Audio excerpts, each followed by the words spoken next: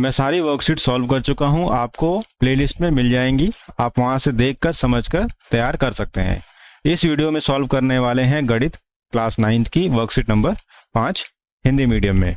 परिधि किसे कहते हैं? इस वर्कशीट में हमें वैसे किसी कक्षा या कक्ष की जैसे चाक बॉक्स है उसकी परिधि निकालना यानी परिमाप निकालना और क्षेत्रफल निकालना आना चाहिए। परिधि का मतलब क्या होता है? कोई घेराव है या कोई शेप है, इसके चारों तरफ की लेंथ को जोड़ दिया जाए। मान लीजिए इसकी लेंथ 2 है, यहाँ पे 2 सेंटीमीटर, ये भी 2 सेंटीमीटर, ये भी 2 सेंटीमीटर, तो चारों तरफ की लेंथ को जोड़ दिया जाए तो उसे हम परिमाप या फिर परिधि कहते हैं।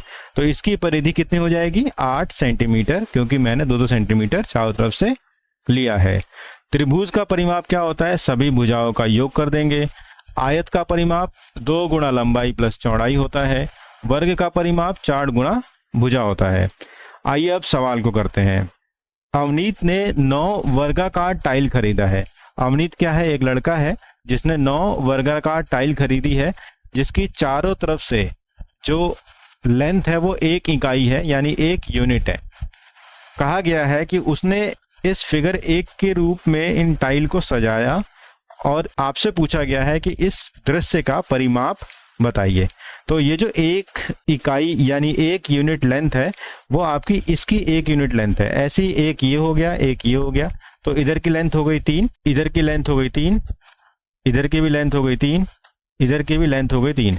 तो 3 इंटू 4 किया जाएगा तो एक्चुअल में हो जाएगा 12 यूनिट इसका माप।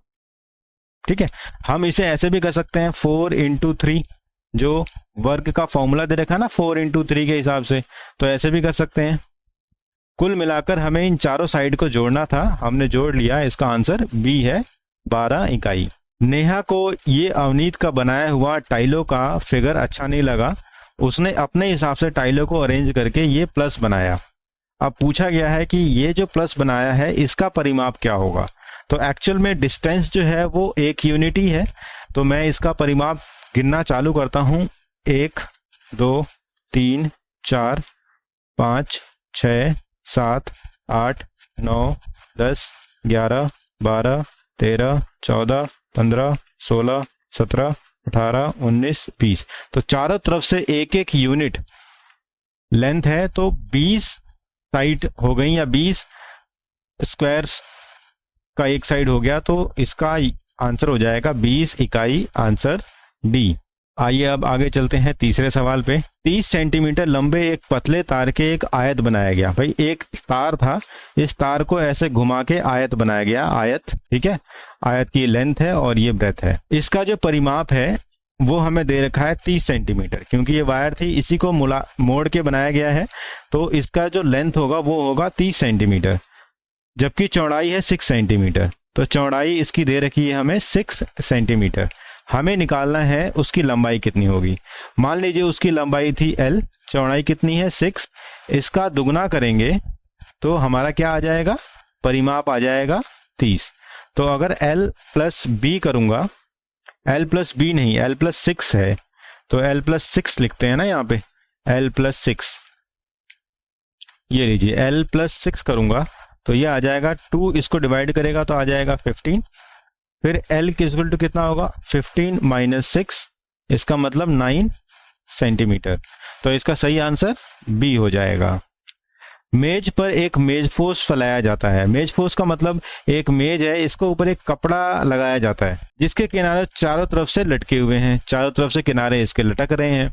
हमें ये बताना है मेज की लंबाई इतनी और चौड़ाई इतनी दे रखी है, तो मेज पोस्ट पर जो कपड़ा लगाया जा रहा है उसकी लंबाई 10 सेंटीमीटर ज़्यादा है और चौड़ाई 15 सेंटीमीटर ज़्यादा है लटकाने के लिए। तो मेज पोस्ट का परिमाप क्या होगा? ठीक है, इस मेज के ऊपर एक कपड़ा लगाया जा रहा है जिसकी चौड़ाई और लंबाई मेज से 10 सेंटीमीटर और 15 सेंटीमीटर बड़ी है। तो 10 सेंटीमीटर 15 सेंटीमीटर का मतलब 165 प्लस 10 हो गया इसकी लंबाई, और 120 प्लस 15 हो गया इसकी चौड़ाई। तो ये हो जाएगा आपका 175, ये हो जाएगा आपका 135। अब हमें इसका पेरीमीटर निकालना है, यानी इसका परिमाप निकालना है। तो परिमाप का फॉर्मूला हमें पता है 2 175 प्लस 135। इसका मतलब क्या हो गया, 2 गुणा 310 जो हो जाएगा 620। तो ये 620 आपका आंसर आ जाएगा। यहाँ पे दे रखा है आंसर नंबर डी। थोड़ी स्पेस कम है बट आप एक करके ध्यान से देखोगे तो आपको ये वर्कशीट अच्छे से समझ में आ जाएगी। दोस्तों में शेयर करें, मैं सारी वर्कशीट सॉल्व कर रहा हूँ। चैनल को सब्सक्राइब जरूर करें। Thank you.